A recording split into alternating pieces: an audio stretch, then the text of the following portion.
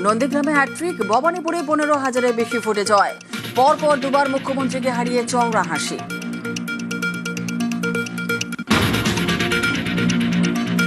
জেতার পর প্রথমবার ভবানীপুরে জনতার মাঝে শুভেন্দু অধিকারী, বিজেপি অফিসে সংবর্ধনা।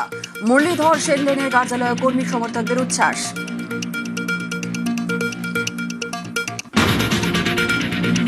প্রথমবার বাংলায় বিজেপি সরকার মুখ্যমন্ত্রী কুর্সি থেকে। চূড়ান্ত করতে পর্যবেক্ষকের দায়িত্ব অমিত শাহকে, সহ পর্যবেক্ষক ওড়িশার মুখ্যমন্ত্রী।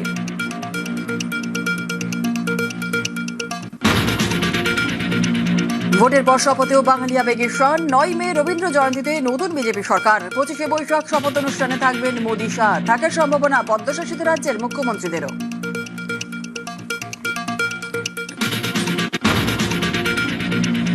ফের মহাকরণে মুখ্যমন্ত্রীর রাইটার্স থেকে চলবে নয়া বিজেপি সরকার। 2013-এ ঠিকানা বদলে নবান্নে, 13 বছর পর আবারও মহাকরণ থেকে সরকার পরিচালনা।